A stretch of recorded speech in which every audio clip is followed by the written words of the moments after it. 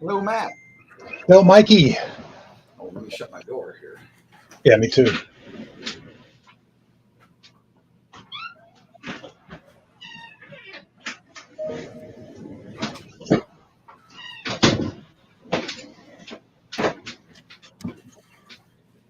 My wife has the habit of walking in unannounced sometimes and just flinging the door open and starting to bang, ask questions, and use the It's her. printer. Hey, it's her house. You just live in it. I'm just making the payment. Exactly. How you been, man? Good. Can't complain, man. It's nice, 72 degrees and a little partly cloudy, and everybody's telling me they're just surprised at how soft the lumber market is because they're busy as hell. Interesting. It's weird, Well, man. here in Chicago, it's terrible out. We got sleet, freezing rain, snow to the north.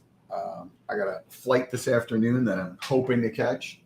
Um, we're heading out to Colorado, do some skiing for the President's Day weekend. Yeah, my son's going to Park City. Luke's going to go do some skiing too. Yeah, it's they just got a bunch of snow, so Yeah, it's plenty. nothing I just wrong with talked to a that. guy. I got a message from a guy down in Oklahoma. He'll probably be on the show here in a little bit. He's had 2 days of rain, and today it's below freezing, and he can't get another customer on his yard. I'm sorry, and he can't get another. He can't fit another customer on his yard. Oh wow. And it's weather crappy, freezing weather, freezing degrees, and he's still packed, still slamming. Well, I'm sure we're going to talk about that. Well, I know we're going to talk about this. We had the housing starts number came out today. It's okay. Nothing It's wrong not with bad. it. Yeah, one of the things that's pretty interesting is we started 1.55 million homes last year, and we're on a pace right now on actual starts of 1.3 and change. So we're not down 20%, 30%. We're down about 15%. But the market's acting like we're gonna and preparing for doomsday, and it's not going to happen. And another thing, one thing I wrote about tonight, I don't know if I want to talk about it today, but February, March, April, and May were 25% higher in starts than every other month, the other 8 months of the year. So the seasonal influence, even in a bad year like last year was, the seasonal factor is still something you got to count on. You got to plan for it. Just as the sun comes up every morning, the seasons happen every year. Yeah, days get longer and people work harder and they work more and the sun gets nice and it doesn't matter. And home builders don't make money not building homes. They're gonna build them. No doubt about that. All right, so it is noon in Chicago. Show time. Welcome everyone to Lunch with Lumberman. Mike Wisniewski filling in for Ashley Buckholt. He is on a plane right now. Matt, welcome to the show. Thanks for joining us. Thanks for having me. We're going to go over the scouting report today. I think and then tomorrow morning the subscribers of the Layman Report will find in their inbox the full report. Correct? Yeah, there's a lot of good stuff. The market's in the middle of a change. This is, I think, from last week to this week. And 2 weeks ago, it's really been a crazy market. But what I'm going to talk about tomorrow is my theory or scenario of a touch and go economy rather than soft landing, crash landing, hard landing. Just go more like a touch and go kind of thing. Where using the analogy of a fighter plane landing on a carrier deck and missing the line to stop it, and he's got a split second to hit the gas and take off again or go over the edge of the boat and crash.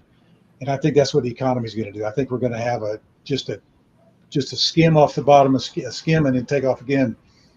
And in tomorrow's report, we talk about why that is. So I'd encourage all you guys to at least sign up for the 2-month free trial so you get a look at that thing. So, but it's pretty insightful. Well, something I'd like to highlight, you just can't get enough good information, and you can't talk through it enough. You look at what a difference. 10 days ago, we're talking about basis trading and what an opportunity. It's, basis was at historically wide levels. Right. Yeah, one of the concerns people had was, how do I exit my basis trade? How long am I going to have to hold on to it? Well, in this case, it was about a week. Yeah. It became a problem because the basis trade became workable at the same time. Their spec cars that were shipping in front of when they thought they were going to sell a basis trade from a wholesaler, but they ended up having their basis wood to sell and their spec transit cars to sell. So the market got kind of flooded. The basis just came in too quickly. But it just goes to show you got to pay attention to all the balls in the field, all the balls in the air. And you got to pay attention to what's happening nationwide, worldwide. We here, we're moving a bunch of Euro product out of Florida back up into the Midwest. Why? Because freight rates came down. So, there's so many factors that come into a market. You've got Euro used to only go like the states right along the border of the Gulf and the Pacific and the Atlantic. And last year we saw during the pandemic, they were going about 2 states in, but now they're going about 4 states in because they got a $300 1,000 freight rate decrease. Sure. And you've got freight to watch, you've got hedging opportunities to watch, you've got other markets to watch. So that's what we're here to do. Let's talk through this. I'm going to pull the screen up. Let me make that a touch bigger here. So talk me through what's going on here. What's up at the top, the snapshot here? Well, if you look at each item, starting with Southern Yellow Pine, you can see that prices increased last week. 2x4s were extremely hot, and the beginning of the week, and let me tell you, things are drastically changing as the end of the week goes by. The mills or the end of the week approaches. The mills are not feeling as sassy as they were. I've seen 2x6s and 2x8s and 2x10s at double-digit numbers under print. 2x12s are still tough to get just because of the time of the year. The big logs are tough to get out of the swamp, and 2x4s have just been not so crazy because they're more available than spruce, and there's been some swap over things, and the truss guys have gotten their builders are asking for longer term commitments from their contractor yards and their truss manufacturers, so they're able to buy wood, sell it out in advance, and there's some of that borrowing from Peter to pay Paul, but it just tells me that there's good interest going on right now and going forward in the near term. So what I find interesting is the lumber composite is essentially unchanged. Yeah, and if you look at what that is, it's unchanged because pine is up pretty significantly, spruce is down pretty significantly. Coastal hem fir, dry hem fir markets are probably weaker than I'm even indicating there, and it doesn't really. It just tells you it's mixed. It's not really all flat. It's some up, some down. So it's kind of flat's really not a really good description for what's really actually going on. All right, let's. What do we got? The momentum here. Yeah, if you look at that, let's look at spruce next. Spruce prices were down, so the trend is down, the direction is down, and actually it should be accelerating. The momentum is accelerating downward. It was. Coastal infra, Jarek and I are still trying to work out the understanding of what momentum means when it's accelerating. If it's going lower and faster, then it's accelerating, but that's just a typo. So go ahead. One of the things that I think you do so well, especially with this report, is you discuss the structure of the market from seasonality. Yeah, I mean, all the different factors in there. And, I really think you lay it out pretty well, in this current lumber market cycle. Let's talk through this, where we're at right here, the preparation cycle. Yeah, and this, I have a graphic, and we talk about this in our inner circle group pretty extensively, understanding that difference between the demand cycle and the preparation cycle, and it lags about 30 days. The demand cycle is basically, or the preparation cycle is just what it sounds like. It's in preparation for demand, and it usually starts around November. We get that little year-end bump. It's the first really throwing your pole in the water, bottom fishing a little bit to get some. It used to be more was done in the fall than it was in the winter, but now people are getting more into the delaying that. This has been a perfectly good year to see how the urgency to buy lumber in November or desire has really faded off a little bit, because people don't need to buy the lumber and sit on it for 6 months, so they're delaying their purchases, which is what we're seeing this year. So the preparation cycle usually starts in November and ends in usually April, and the demand cycle starts 1st of March and runs through June. So you can see the demand cycle is a little bit behind the preparation cycle. So that's why lumber prices kind of lead what's going on in the field. We're going to hear people talking about, like I read a thing this morning about it from a buying group that advises members to reduce their inventory to 2 to 3 weeks. And I don't think you should ever have an inventory of 2 to 3 weeks. Well, it's just too lean. It's just too dependent on logistics and somebody to have the wood for you. I think you really run the risk of running out of product and not being able to service your accounts if you get. And I hear something like that, and I think it's utterly ridiculous with where we are in the overall price spectrum. And and also the price spectrum and where we are seasonally in the business is not going to get worse over the next 4 months. It's just going to get better because you can do more in a day. That's just regardless of the economy. If you go reverse back a year ago, 365 days ago, you ask any lumber dealer, anyone who had an inventory of lumber, how much do you have? Well, I probably got 5 or 10% more than I really need. Why? Well, I'm just nervous about pricing. And we were at these wicked elevated levels. Like, if there's ever a time you want as little of inventory as possible, it's at the crazy highs. Yeah. Like right now, you should have 6, 8, 10 weeks. Yeah, the market's just given you it took away $100 of a rally and it's giving it back. So even if you get half of it back, this is a stupendous buying opportunity. I think for if you're in the, you're either a speculator. Like guys said, I'm not a speculator. Oh, really? Well, I got 2 weeks of inventory. Well, you're speculating the price is going to go down and you're going to be able to get all you want. So you're still speculating. You're just speculating to the short side. But there are people that have contracts and don't, just buy on a weekly basis. There's really nothing you can do about that. But the people who are looking to take a position and make money off the market, this is a slam dunk, no brainer. You got to buy it, place in the market, and even bumped up off the bottom. You get in situations like this, and you can, with fairly high certainty, say, here is my downside. We know we're not going to zero. We know inflation has raised the lower end of the spectrum. We know that there are mill shutdowns. As we go lower, the mills will shut down. There will be a reduction in supply. For someone to say you should have 2 to 3 weeks of inventory right now is pure insanity. Yeah, it's just, I don't know when you can ever get, because of the logistics. Trucking, for example, is, you guys were talking about this last week. You sell a lot of Euro, but you go to the ports and there's 100 trucks in front of you. And people don't want to go pick that up and wait half a day or all day to get loaded.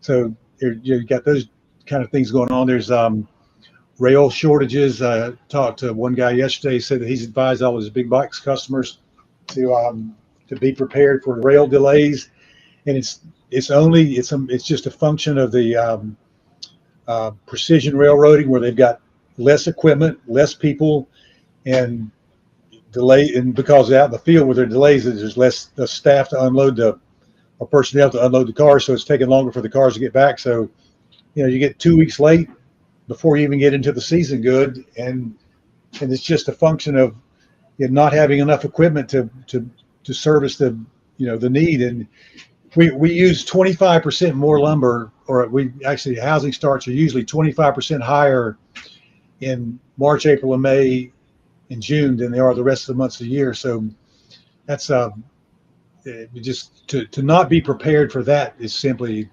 just crazy. So I think the way you label the legs of that cycle, accumulation, distribution, maintenance, we're absolutely in accumulation time right now. Should be. Yeah, this is the time for that. Yeah. Right. And maintenance sounds like, oh, maybe I'll let my inventory work down to 2 to 3 weeks. That's maintenance. Yeah, maintenance is what you do. Maintenance is when you just maintain what you have, and I don't ever recommend having less than 4 weeks worth of inventory. All right. Well, I'm going to take the bull coat, knock the bullhorns off for a second here. Let's talk about the bear side of this. Housing starts came out today. They dropped for a 5th month, longest losing streak since 2009. The trend is your friend. When I look over here at this is what actually came out of the Census Bureau. And on this chart here on the right side, permits are in blue, the dark blue are starts, completions are the green. From a consumption standpoint, this doesn't look good. We're completing the projects. We are erasing the backlog. We're not starting as many, and even the permits, are the planning to start is kind of lower. So I'll give you a counter argument. And I'm just going to bring up what Greg Kuda says on our Tuesday show. Demand's not going to come to the rescue on this right now. The Fed has jacked interest rates. Like, the demand is fine, but it's not going up. So what will stop lumber prices from going lower is supply side. So what's the counter on that? The counter is, to the last 6 months, demand has not been increasing. I'll give you that. The demand is not increasing, not at all. But for the next 4 months, it will increase. Okay. And compared to what it has been over the last 3 to 6 months, and it's just it's got nothing to do with the economy. And the other thing about the housing data should be getting lower. We should be, because the Fed's expectation is that this is what they want to see, that there's less starts, less permits, less finishes, less mortgages, less inquiry, less traffic. Look at the builder sentiment. The HMI builder sentiment went up from 31 to 37 2 months ago. Went from 37 to 47 this past month, and that's a huge turnaround from over in 2 months. And I think the builders that I talk to, I think that's being conservative. I think they're much more bullish than that.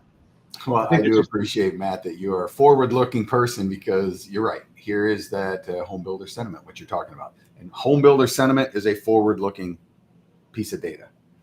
The people they ask are the purchasing agents at these places. These are the guys that are on the ground, talking to the salespeople about what's the traffic like for 6 months, what's the single family traffic like. This is the single family kind of data, but they're out there looking, and they're seeing something that's significantly better than they did 3 months ago, to be up from 31 to 47, and that's just their opinions. It's their feeling about so they're really regurgitating. It's kind of a nasty word, but they're repeating what's been given to them. And when you got that sentiment among, I think they have 300 or 400 people that they survey, that's a pretty widespread census. Yeah. So I'm going to jump back now. I'll put my bull coat back on a little bit. I'm sorry. The one thing I do look at here is where we're at right now is still at a level that's higher than we were in January of 2019. Right. So, look, we're still underbuilt. There's no doubt about that. But we got to factor in also, Mike, that 1.8 that we had for a peak was panic COVID. I'm going to die from this. I want to get out of the suburbs. I don't want anybody to breathe on me. And it was the end of, it's apocalyptic almost. So that was not a real economic-based number. It was an event-based number. And I think all we've done that right now is we're just back down to where 1,300,000, 1,400,000 is what we know we can produce, because you look at completions, all we're doing is 1,400,000, 1,500,000. And so I'm beginning to wonder, is the market already undersupplied for 1.4 million homes? Because we've taken a lot of production off, and mills are talking about even more production. So I kind of feel like we're at a space where we're going to hit the apex of the Fed's inflation fighting tools. Or it's in full force. I wrote about it there. I went to the grocery store this morning and got 7 items, filled up 3 bags. Now, granted, there were 2 ribeye steaks in there. It was $91. And I almost just left the bags on the counter and walked away, but I thought those ribeyes look good, so I better keep them. But going back to the supply side, you can't just shut a mill down. You can't just start it back up. Like, the supply is kind of you ease in and out of it, except for the import. If right now the United States is the #1 place to go in the world with your product, if you're a lumber producer anywhere in the world, if somehow someplace in the world becomes a better place to go, i.e. the Europeans will start diverting that wood somewhere else. And the Europeans have become quite a big chunk of the U.S. market, enough that they can swing it, I believe. Especially with, Canada's pulling back their supply. Pacific Northwest hasn't really picked up. So, I'd be very worried that we could get complacent at these levels we're at right now. And the unknown, the unforeseen, is if there was a global shift of economics and the lumber stopped flowing to the United States at the rate it is right now. Yeah, I think there's more disruptions that could make the market rise significantly than it can make it fall significantly, just because of where we are from price. I mean, you can't, the lumber market's not going to fall 150 from where it is. We may lose $50, but I kind of doubt that, because of the urgency that the Canadian mills have. And still, what's interesting is the dominant hand in pricing that Canada or Canadian 2x4 SPF, Western SPF has over the entire market. I mean, it could be down to 10 cars a week, and I think we would still want to know what those prices are as a bellwether. So here's a shameless plug for digital marketplaces. One of the reasons Canada has such an influence is that there is a futures market for it. And that futures market gives everyone a glimpse into where the pricing is at any moment in time. It's good data is what it comes down to. Yeah. So everyone looks to Canada for pricing because that's the easy thing to see. And, then you can, once you have that data point, you can start comparing it to, what you're hearing about Southern Pine, what you're hearing about West Coast species, what you're hearing about Euro. But it comes back to data. Then let's jump into each little market here. Southern Yellow Pine, you're pointing a finger at some big box stores here. What's going on with that?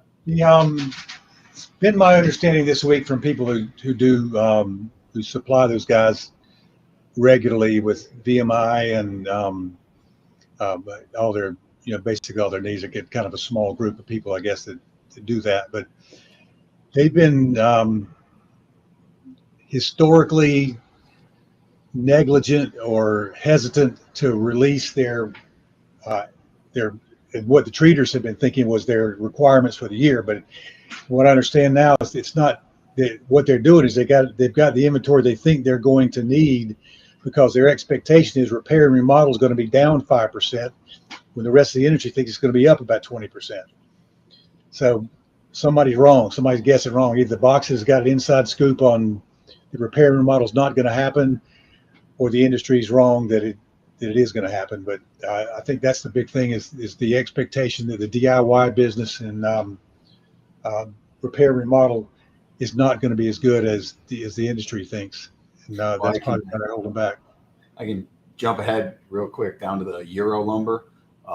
Speaking of big box, we had product moving through the platform last few weeks that was of box store sizing, meaning 294 pieces in the unit. Normally, the European wood comes over at either like 240 or 260, but these were specific pack sizes for the box stores that the box stores just weren't taking. Did they take it with the correct, with better sizes? I'm sorry, say that again. Excuse me. Did they take the new sizes? Did it move because of the once you got the No, pack? what I'm saying is that they weren't moving to the box stores, so we moved them into the regular market. Right. All right, let's take a look at SPF. It took several large production curtailments, even closures, to move the SPF supply needle. And then he said, well, there's still enough supply to create an overbought condition during winter demand. Yeah, and I think we're with the euro and I think the Canadian mills know that they know that from where they are, there's still a net overproduced condition in all of North America, and British Columbia is in the worst seat on the team for cost and profitability. And I was talking to Kip, Kip Fotheringham, who's been on the show several times, about talking specifically about one mill that's lost all of their profits company wide. They lost it all with 6 BC mills, and they have 30 some operations, like 20 or so in the South. But all the money they made in the South, they lost it in Canada. Well, and I think Kip brought up a good point as well. I think Canfor made the announcement they were curtailing, and then the reality is they curtailed production that wasn't even there. Yeah, they curtailed instead of 7. They said they curtailed was a mill that had the capability of producing 725 million board feet a year. But what they were actually producing was about 225 million board feet a year. They right-sized their production capacity to meet their actual production. Yeah, but the mills Canadian mills haven't been running balls to the wall for a couple of years now. But as the other thing to think about too is as one mill goes away and you've got another mill that's been working 25% of production capacity or 50%, you can just move that capacity. You take the logs, we have log problems in some areas, and you combine your logging into one location and you shut down a facility. And I know that's expensive, but you get your per unit cost down. But what we think is lost production may be made up by production capacity at other facilities. All right, so sports analogy here: U.S. West KD and Green Doug Fur delay a game in progress. What's going on? Yeah, I was just feeling footballish that way. But it's like 2 weeks ago. Let's go 3 weeks ago. The market was arguably still going to go lower. And Canfor made their announcement that they were going to shut one mill down, the 75 million board foot mill, and everybody panicked and bought it. The futures got it to this extremely large premium. And then the next week, it just all went away. And then over the last 10 days, we've seen the market just go from the overreaction of just that one announcement to, there was a lot of basis trades going on and all that kind of thing, to all of a sudden we're here just 10 days later and it's stalled. There's nothing. And the mills are not wanting to, take $50 off because they just got $100 up. And the buyers are feeling like they've got all they need for, covered through March. And I just think we're just got a delay of the game, as everybody's like, it's almost like a timeout. It says, let's just watch and see what's going to happen. But every day that goes by, we get closer and closer to spring. We're 2 weeks away from spring being here. And I know it's nasty up there, but it's 72 and sunny in Charlotte, North Carolina today. I mean, we're going to get a little rain, but the bulk of the wood that moves in the country is in the South. And other than Texas having some bad weather, which appears to be drying up pretty quickly. It doesn't take many days to dry it up when it's in the South. But I just think there's a lot of pent up demand, and the delay of the game, I guess, is just an expression of the inevitable is going to happen. It's going to turn around. It's going to start going, and when the delay of the game is over, somebody's going to get run over. OSB, boy, that seems like a tale of two cities. I guess I hear some regions are looking for looking for orders. Other regions are moving higher. Yeah. Southeast seems to be hotter than everywhere else. It certainly does seem that way. Yeah. I've heard numbers consistently 20 over print for the last couple of weeks. And then all of a sudden, like this week, I'm hearing there's a little more availability in everything, actually. All right, what are we looking at in this chart here on the bottom? Well, if you just look at where the forecasted decision points are, we're at a place. We hit a point at week number 5 there. I think is that what the number is. The last one was, I can't see the. Yeah, 5. Yep. 5. And we're at a time. We go back to those demand and preparation cycles. We're still in the final throes of the first round of the preparation cycle, inventory accumulation leg, and I don't believe it's over. I think we got a little lull here, like that delay of game comment, and there's everybody I talked to, Mike, when I had my little inner circle group together the other day on Tuesday, they were all just shaking their heads and befuddled, like, I don't understand why the market's weak, because I'm just strong. I mean, our business is good. It's promising. They're getting looks at more stuff, and I think the thing that the industry is waiting on is to see how quickly this inventory of new homes that are coming available are going to get sold. Yep. You know, there's a lot going to be on the market by the end of this month. We should probably see an increase in new home inventories. I think we'll probably see that this month. But builders they're moving them off. They're cutting the price by 20 grand and buying down rates. They're doing what they got to do to get them gone, and they don't want to sit on them because they want to make more houses they can sell. That, and I'm hearing things like the new homes that are going up have like not hardwood floors but laminate floors, and not granite countertops but vinyl countertops, and it's a little lower in quality. So we may see some suffering and some bitching and moaning about the quality of homes, but it's just their bills are just trying to make them affordable. All right, I'm not going to go too deep into the future side here. You're talking about some fractals here, which is technical analysis, which I love technical analysis, but that definitely, you got to read through that a couple times before that. Yeah, you just don't pick it up and chat about it, but it's pretty self-explanatory. If you're interested in and we cover this on Tuesdays, and we always appreciate when you chime in, Matt, of course, on Tuesdays as well. The one thing I'd like to just kind of highlight, I think the data really speaks to this more than anything. We're fine. Demand is fine. It's not great. It's fine. Supply is fine. There's no big disruptions going on. So then you got to take a look at, internally your own personal business and where we are in the big picture on the market. I mean, if you're busy and you plan on being busier, why get caught? Like, what if something happens? Yeah, and you're not going to get beat on price from 300 to 350 to 400.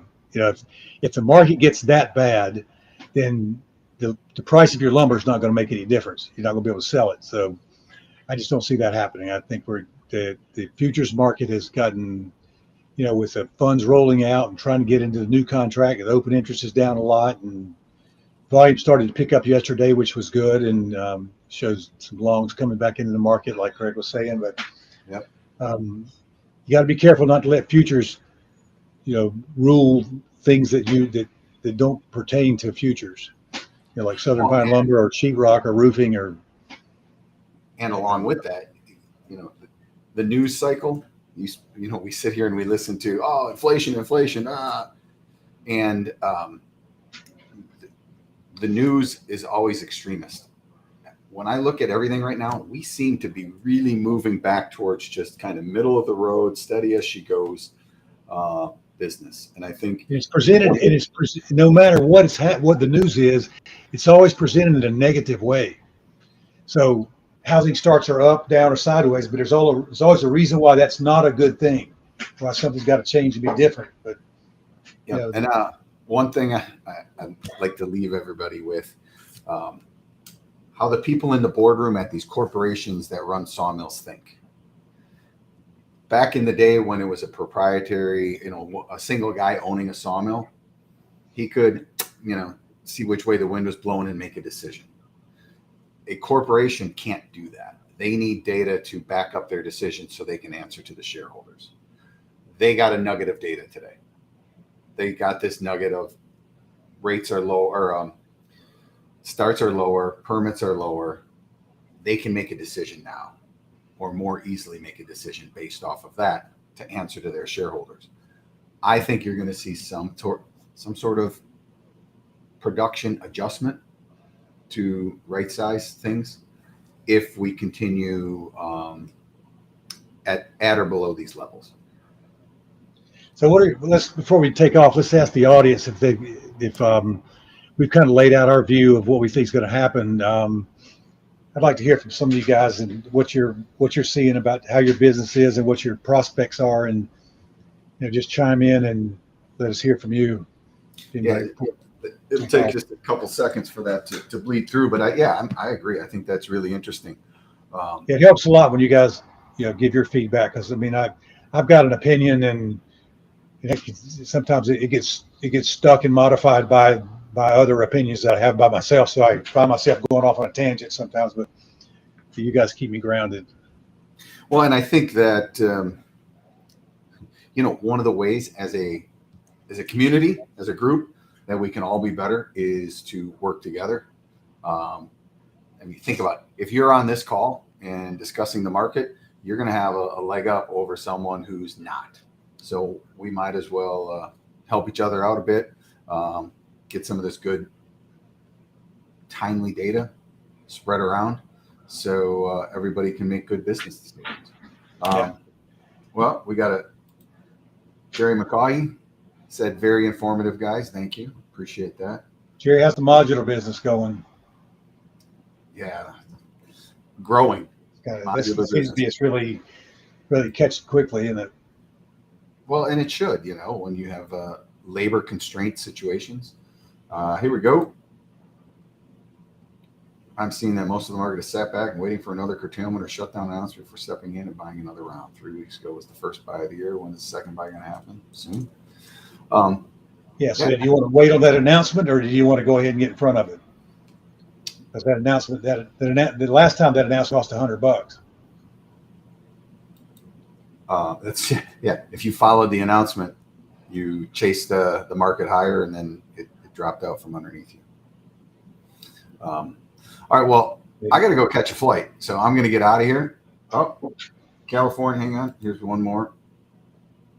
California market is flat, neither getting worse, better, but from a low base at the moment. It seems it's kind of what we went over. Thanks, Jerry.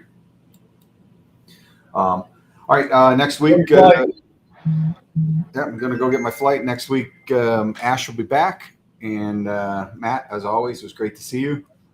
Enjoy your 70 weather in the 70s. I'm hoping for a lot of snow and weather below freezing in the mountains. Thanks, Tim. Thanks for this comment too. All right, talk soon. Hey, guys.